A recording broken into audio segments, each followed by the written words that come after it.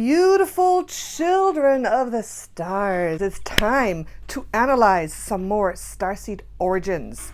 So today we're going to look at a starseed origin that is not very well known, but that is very important because we have a lot of starseeds from this place here on Earth. And this is the star of Spica in the constellation of Virgo. So today we're going to look at the Spican starseeds and see what their characteristics are. I'm going to tell you what the planets in that star system look like and what types of beings there are. So stay tuned and maybe you will recognize yourself in this starseed origin. You are divine. Thank you so much, beautiful divine souls, for being here on this channel. I really appreciate every single one of you. I love it when you comment. I love it when I see who you are. Thank you so much for those who have donated, who are supporting my channel. It's fabulous. All right, let's get into it. Have you heard of Spica? Spica is a star in the constellation of Virgo. And this is a star that has 3 planets that are inhabitable, that I've seen in my work, in my visions. So through channeling in the Akashic Records, I use the Akashic Records as a point. I can see all these things and go to all these places. So that's where I get this information from, right? So this is original information. So let's start with the traits of the Spican starseeds. Now, Spican starseeds are a very special breed of people, okay?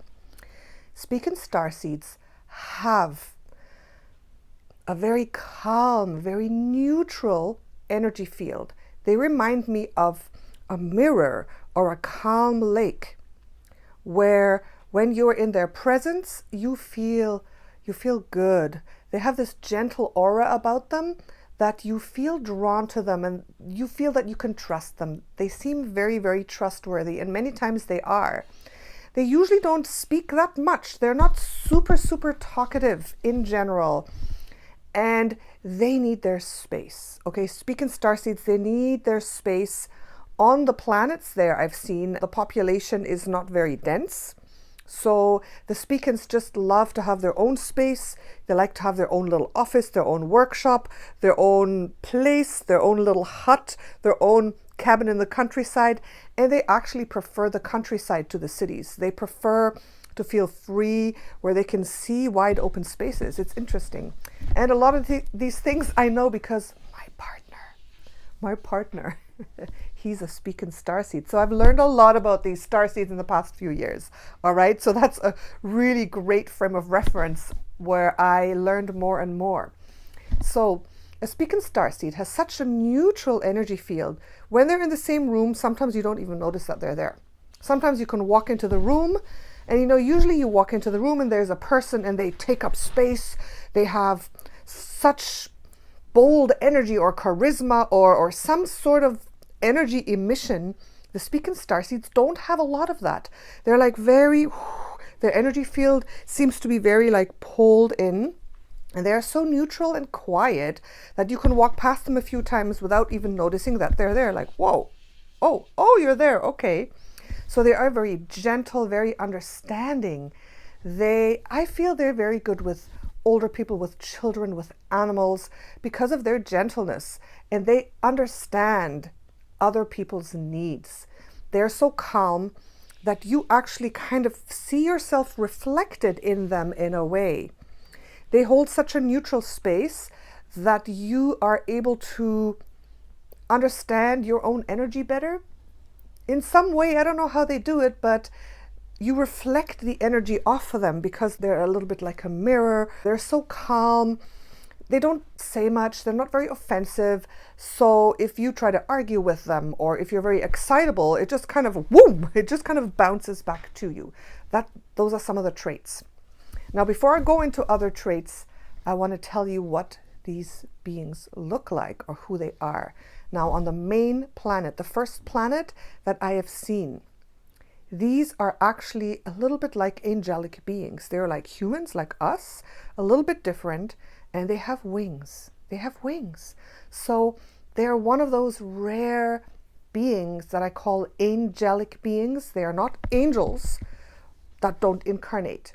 They're not that, but they do have a very high vibration, and they have a very angelic feel about them. They have a little bit of a feel like the angelic type Andromedans, which I will make a video about.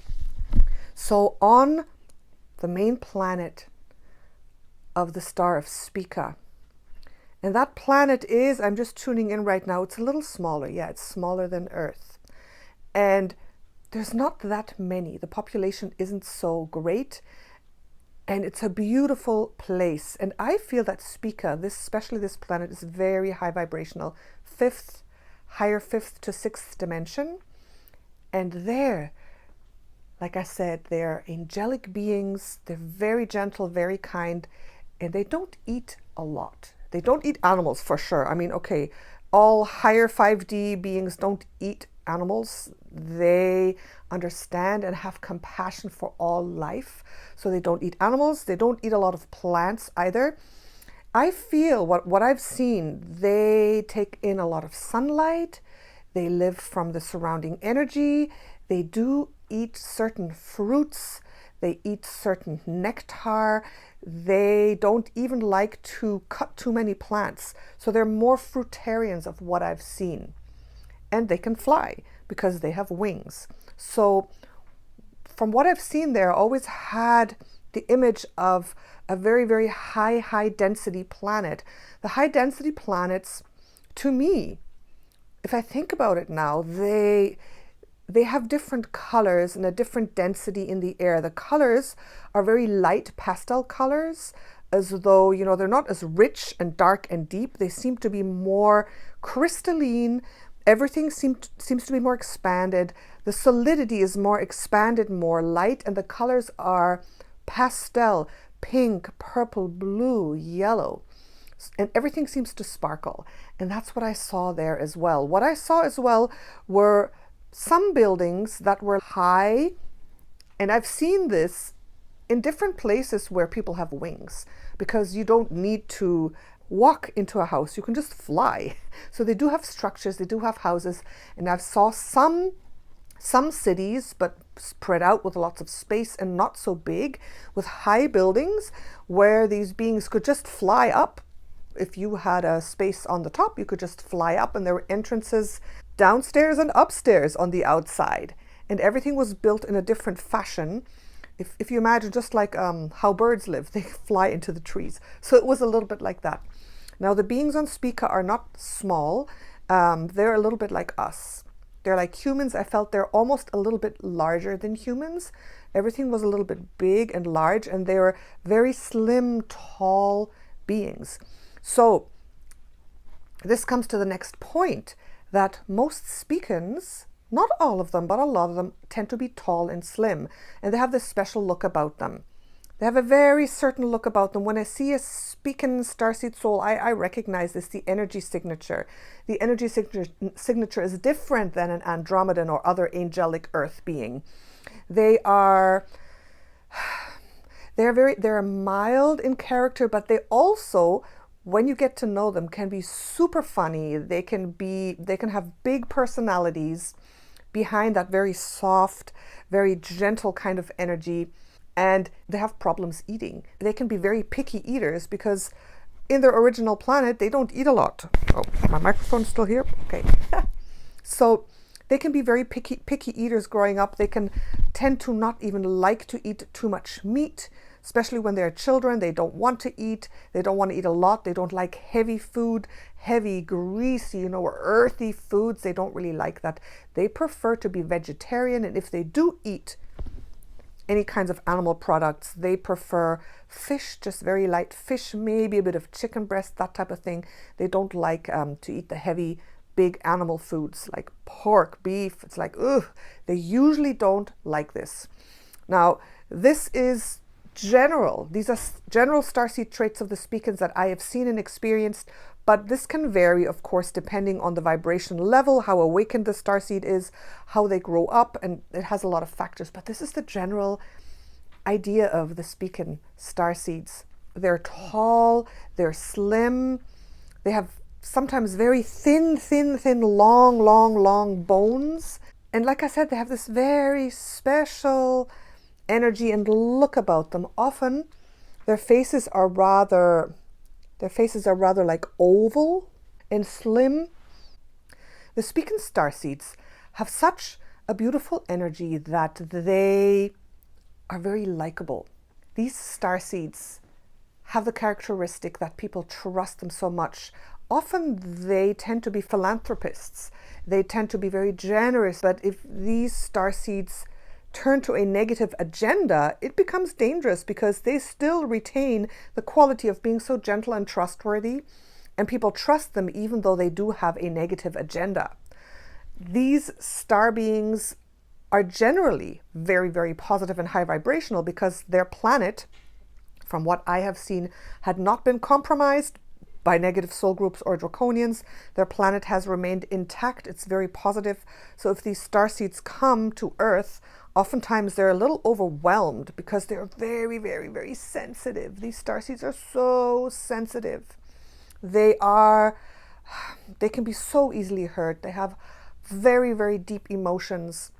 And if lifetime after lifetime these starseeds have been traumatized, they can easily become lost and then turn to the negative side or be compromised by negative forces. And this can happen to any starseed that has been in negative cycles on this harsh planet we call Earth, right? Because it's not easy here. I feel planet Earth is too harsh and too extreme and too negative for certain starseed groups because they just don't understand. They just don't have the history of this type of beingness that we have here and this type of density, and they suffer and they can really, really turn negative if they get traumatized lifetime after lifetime after lifetime, right?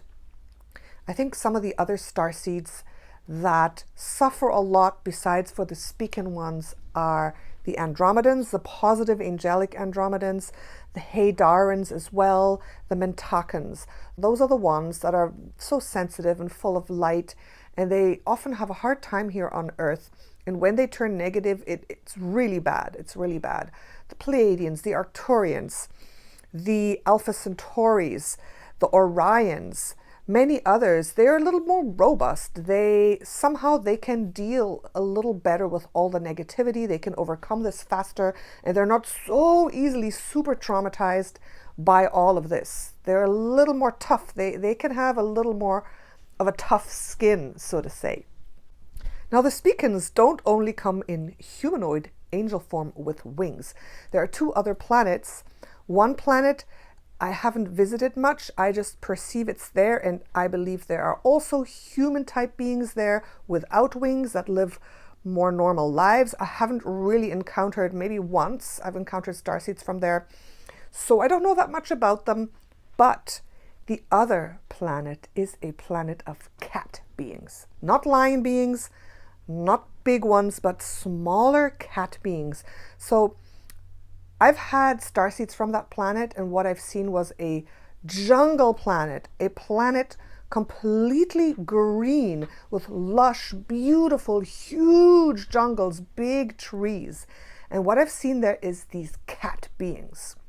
And these cat beings are 3D. I believe they're 3D, not 5D, 6D, 3D cat beings. So they're highly conscious cat beings. I feel that they are lower 3D. From what I've seen of them living there, they love this planet. The cat beings there, I felt, were very happy, very much in their element.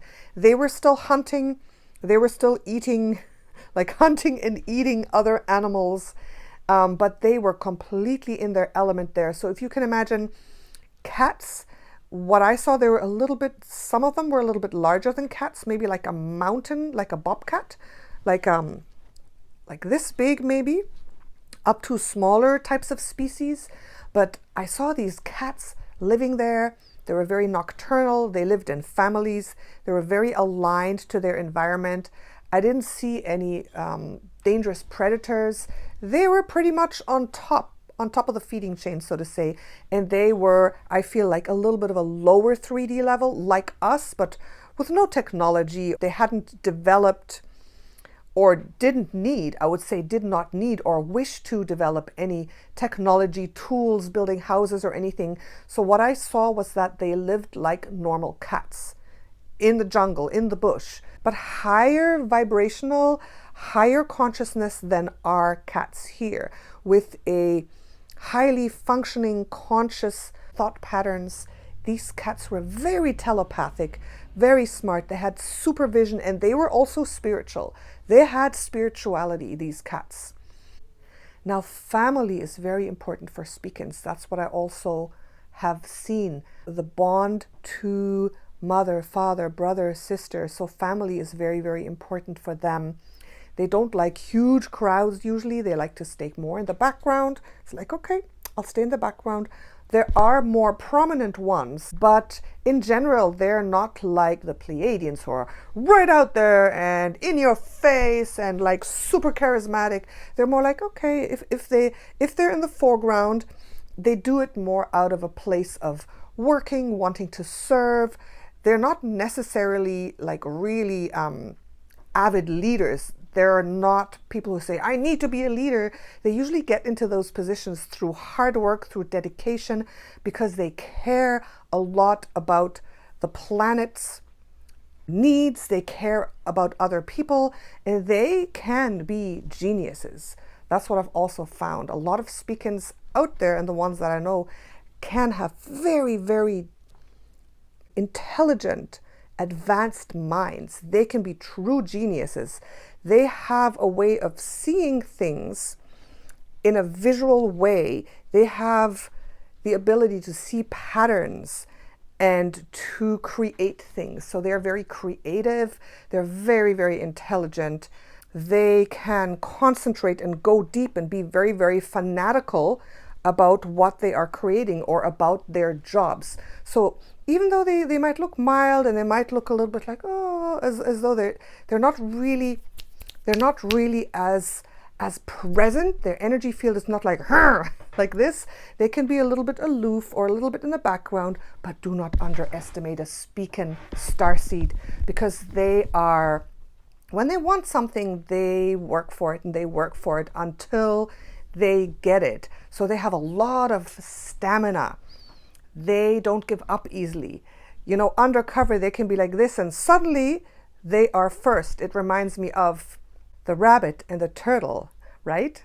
Like the song, you heard of how the turtle and the rabbit ran a race. You heard of how the rabbit ended up in second place. So the turtle is the Spican, the rabbit is the Pleiadian. Boom, boom, boom, getting tired. And the Spican just goes steady and slow and steady and slow, and boom, suddenly he reaches his goal, right? That's how they are. That's how the energy is. Slow and steady and just not giving up and going deeper and deeper and deeper, and really almost in a fanatical way, paying attention to detail and working on things until something amazing is created. That's what the Spicans can do. So, does that resonate with you? Do you resonate with all those points or some of those points? And you'd be surprised how many of you may be Spican souls, because this is something that is overlooked. There's a lot of star seed origins or star places, star systems that are not as famous as the Andromedans and the Pleiadians and the Arcturians that everyone always talks about. But we have a lot of starseeds from all these other unknown places, and I want to continue to present these to you and make videos about them. Okay, just to put it in perspective, okay, of all the people today, the whole population, okay, Earther souls that are not starseeds, that did not have their soul come from the stars, the Earther souls whose soul first incarnated in incarnational cycles here on Earth, the total population in percentage is 46.32%, okay? The ones that jumped from animal consciousness, like who went through incarnational cycles as an animal and jumped from an animal directly to a human, 1.31% of the total population. I'm not going to go through all the starseeds, just to let you know the Pleiadians are 12.1% of the total population. Sirius is 10%. The Sirians, the others are smaller percentages, and the Spicans are 1.8%. 1.8% of the population are Spicans. Those are millions. Okay, so the starseeds are many. So sometimes I ask myself, those 144,000 volunteers that are always talked about, those are a specific number of a certain wave of starseeds, but there are more starseeds on this planet than Earther souls, okay? So if you're interested in the exact breakdown, I made a couple of videos about that. Maybe I'll link it up there. So Spica is one of the smaller soul groups on Earth, but there are still many, like a lot of them. And I see them around. I see them around as well. And I would say maybe 1 in 100 is about right that I see. Well, 1.8, maybe 1 to 2 in 100. So that's about right. Okay, so I hope that made sense. I hope you like these starseed origin videos. So if you do, let me know down below. And also, perhaps let me know what starseed origin you want to know more about. I know I haven't done them all. My next one will be Sirius. I'm going to talk about the Andromeda Galaxy. But please tell me if you think you're a Spican. Let me know if you know what starseed origin you are. Let me know what starseed origin you want me to make more videos about. Because as you tune in, as you listen to what they are all about, what they are like, the planets, as you see the star system, you know, this triggers memories in you, and that should trigger an emotional response. It should trigger something, some recognition, some query, some, wow, yes, that sounds about right. And always listen to your heart. Listen to your heart. Listen to your intuition. Listen to your emotions as you're trying to discover what starseed origin you have. Okay, that's it for now. Thank you so much. I really enjoy doing these videos for you. I love you. Natasha, Cosmic Empress.